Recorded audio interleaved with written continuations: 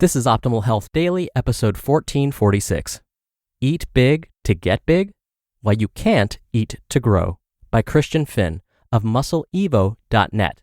And I'm Dr. Neil, your host and narrator. Happy Tuesday and welcome back to another episode of Optimal Health Daily. This is where I read to you from some of the best health and fitness blogs on the web, kind of like an ongoing audiobook, but always with my commentary at the end. And in fact, today's topic is kind of personal to me. Back in my early days of resistance training, I tried to eat a lot of food to try and get bigger and more muscular.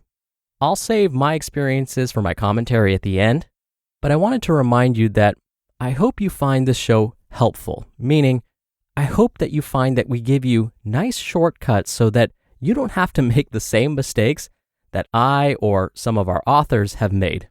One of the things I love about doing this show is I get to share with you these shortcuts. All right, hopefully I've piqued your interest and you're excited to hear today's episode, so let's get right to the post as we optimize your life. Eat Big to Get Big? Why You Can't Eat to Grow, by Finn of MuscleEvo.net. When it comes to diet and exercise, I have made a great many mistakes over the years.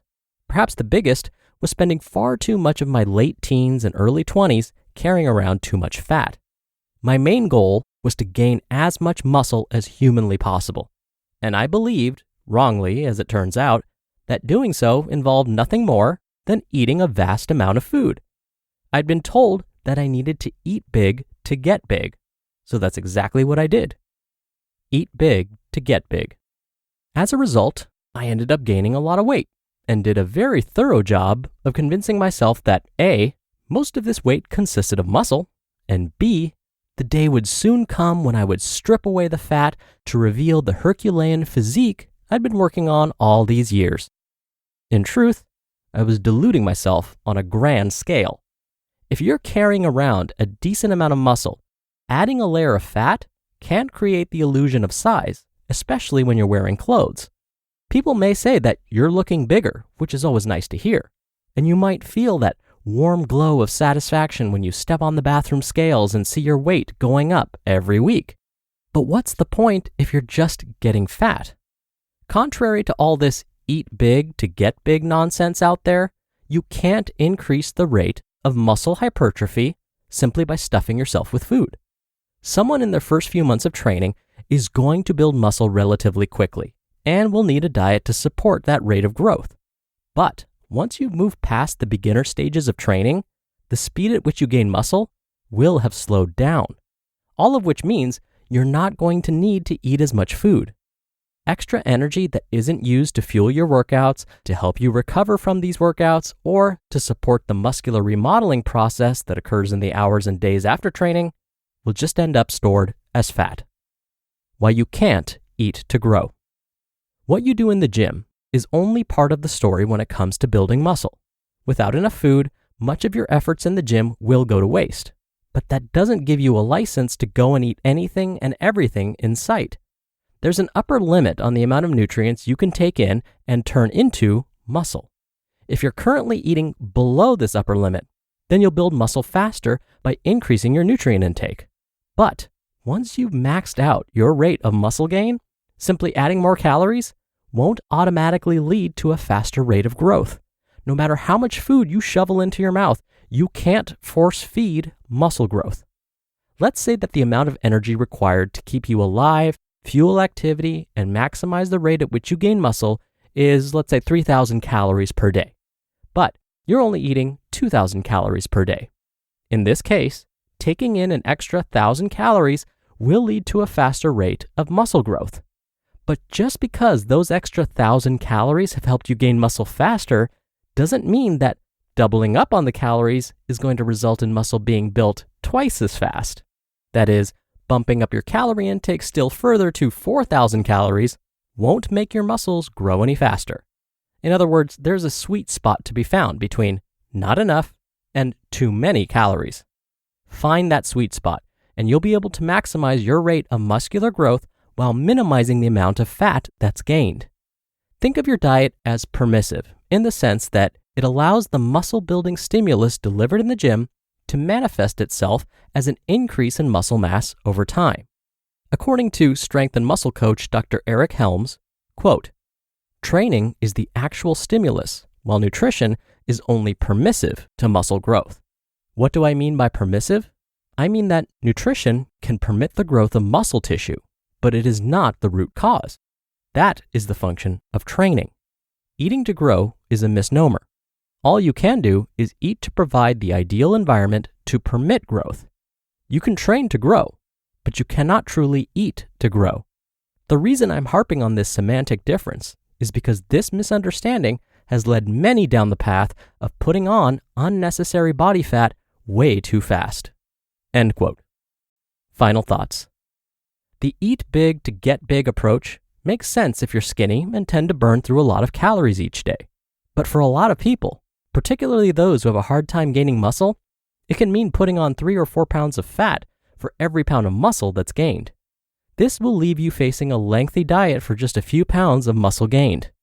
The last thing you want is to have a large proportion of your weight gain come from fat, and then have to waste time and energy getting rid of it all. You just listened to the post titled, "Eat Big to Get Big? Why You Can't Eat to Grow" by Christian Finn of MuscleEvo.net. There's a lot of confusing health information out there. Biased and impersonal information is everywhere you look. So, if you want a more personalized approach to your health with science-backed recommendations for positive lifestyle and diet changes, check out Inside Tracker. They were founded back in 2009 by leading scientists in aging, genetics, and biometrics from MIT, Tufts, and Harvard. And their mission is to improve the health span of people everywhere so they can enjoy longer, healthier lives. They do that by analyzing your body's data with their patented algorithm, and then giving you a customized action plan to help you reach your potential. And your progress is tracked every day. Inside Tracker is the guide illuminating your path towards your personal best, with a clearer picture than you've ever had before of what's going on inside your body. For a limited time, you can get 25% off the entire Inside Tracker store. Just go to insidetracker.com/OHD. That's insidetracker.com/OHD for 25% off the entire Inside Tracker store. And a big thank you to Christian for letting us share his work. After getting fed up with all the confusing and conflicting advice about diet and exercise, he created a website that uses science and research to help you get to the bottom of what works and what doesn't. Christian has a master's degree with distinction in exercise science and has been featured in Men's Health, Vice, BBC TV, and more. Come by MuscleEvo.net for a lot more. And thanks again to Christian. Dr. Neil here for my commentary. Eating to get big. Like I shared at the top of the show, I too tried eating to get big. I still remember when I first started getting into strength training, my buddy and I would try and lift heavy all the time and eat lots of food to try and quote unquote bulk up. Now, this was before I received all of the education and training I have now. So please keep that in mind when I share with you this one example. I remember one of my dinners during this phase consisted of an 1,100 calorie chicken bowl with beans and rice, 2 slices of cheese pizza, and a glass of milk. Now that did not include the peanut butter milkshake I had as a snack in the afternoon, my lunch, which usually contained 4 eggs, and my breakfast. Now because I wasn't performing any other exercises like cardio or high-intensity interval training or really much of anything else at the time, I gained weight, and most of it was fat weight. Within months, my waist ballooned from 30 inches to 36 inches. My blood cholesterol levels became dangerously high. And when I would compare pictures of myself pre-bulking phase to my 36-inch waist phase, people would tell me that my muscles looked exactly the same as before. And that broke my heart. Sure, I was stronger because of all the heavy lifting, but now I had actually increased my risk for disease. This is the opposite of what I was trying to do. So I needed to drop this bulking program and rethink my training. It took a while, but I played around with all sorts of other eating and training methods and finally found what worked for me. And in fact, when you ask some of the professional trainers that movie studios hire to make their actors look like superheroes, they actually talk about how important it is for their actors to be very careful about how much food they eat every day. In fact, in order to get into Superman shape, Henry Cavill's trainer, Mark Twight, said that he had to severely restrict Henry's diet in order for his muscles to pop like they did. His diet was so restricted, Henry would often experience mood swings. He talks about this in interviews all the time.